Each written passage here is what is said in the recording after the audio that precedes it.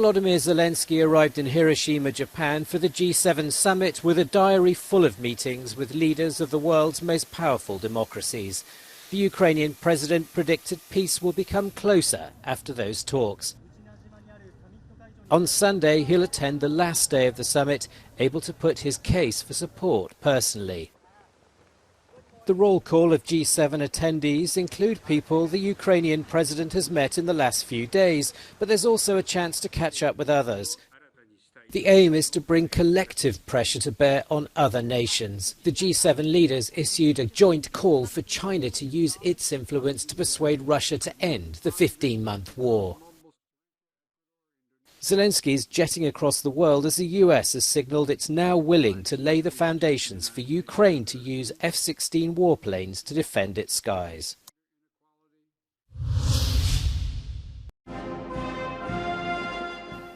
A whirlwind week of diplomacy taking in Italy, France, Germany and the UK before jetting from the Arab summit to the G7 in Japan. Volodymyr Zelensky has gone on a diplomatic offensive to shore up support for the defence of his country. Zelensky wouldn't be invited to all these places and all these if they did not think Ukraine was going to come out of the war in good shape. That it simply wouldn't be happening. No one would want to be around a leader they think is going to be defeated in a country that's going to collapse. Russian President Vladimir Putin, meanwhile, was at home facing unprecedented international isolation and with an arrest warrant from the International Criminal Court clouding his prospects for travel even to allied countries. All that was left for him to do was to accuse the West of wanting to divide Russians.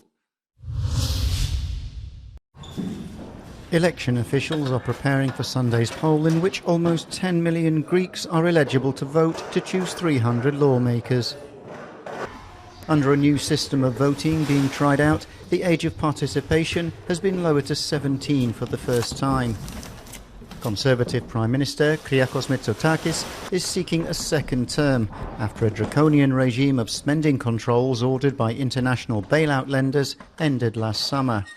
But he lost a long-standing double-digit lead in opinion polls following a rail disaster in February that left 57 people dead. Opinion polls indicate that Sunday's election won't produce an outright winner under a newly introduced system of proportional representation. A second election in early July may be needed, when the system would revert to one that favours the winning party by awarding it bonus seats depending on the margin of victory.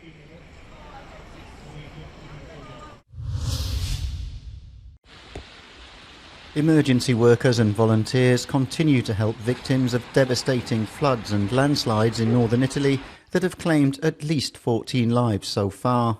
The disaster has prompted the Prime Minister, Giorgia Meloni, to cut short her attendance at the G7 summit in Japan, and she's due to visit the affected areas on Sunday. The worst region is Emilia-Romagna. Around 27,000 people have been evacuated so far and taken to temporary accommodation, such as gymnasiums and other public buildings. A rescue helicopter is reported to have crashed in Lugo, complicating emergency operations.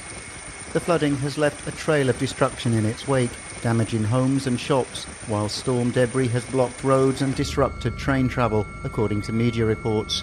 A red alert remains in place for Sunday.